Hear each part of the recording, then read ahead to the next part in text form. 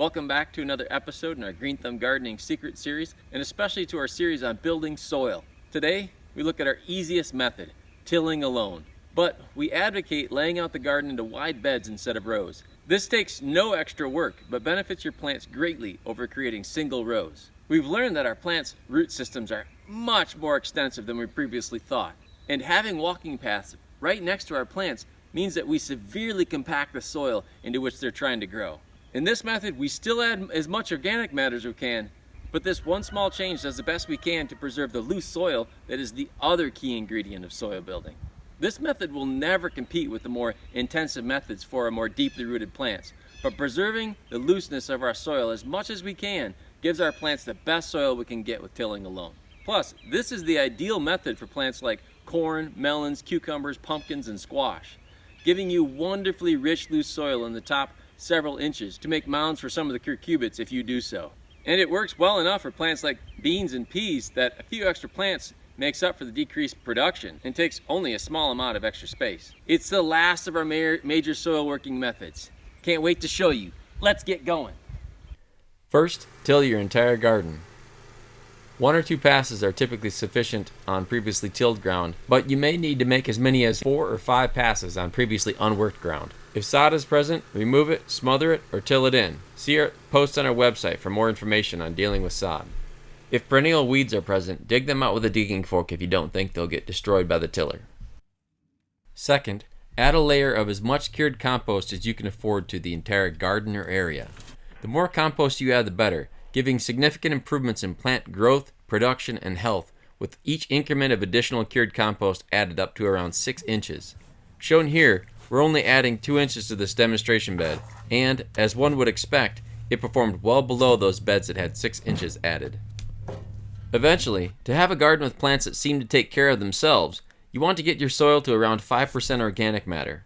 A soil test, often available for free through your county's extension office, will tell you where you sit currently. Cured compost, being mostly decomposed compacted organic matter, is like organic matter concentrate, and is the best way to add large amounts of it to your soil quickly. Call and ask around, and you'll likely be happily surprised to find that many of your local nurseries and landscape companies will deliver it right to your yard for half to 1/3 the price of the store-bought bags. Once you've added the compost and spread it evenly over the entire area, it's time to till it in.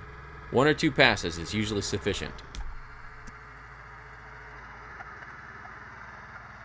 Finally, lay out your garden into wide beds with paths of comfortable widths around them, and simply walk on the soil of the paths, compacting it. Shown here, I'm using the rake more to delineate where the paths are and flatten the tilled soil than to rake any soil onto the beds. But if in delineating paths you end up raking a little bit of soil onto the beds, so much the better. The crux of this method beyond tilling is keeping plants in wide beds that are never walked on. This keeps your soil as loose as possible all season for those areas and is incredibly beneficial to your plants. Based on what we've learned about our plants' roots, it makes perfect sense that these larger areas of loosened soil produce much better results than single rows that inevitably have compacted paths right next to each plant. Ideal path and bed widths vary a little depending on what plants are being grown and where they are in your garden. More details on all of this, including ideal bed size and the ideal layout of plants within beds, are provided in a section on our website. That's it for this episode. Remember, the more you do to improve your soil, the more your plants will repay you with growth, production, and health. And until next time, stay open to growing, especially growing and building your soil. And take care. And as always, check out our Twitter and Instagram. By the same token, check out our website for much more information on all of these topics.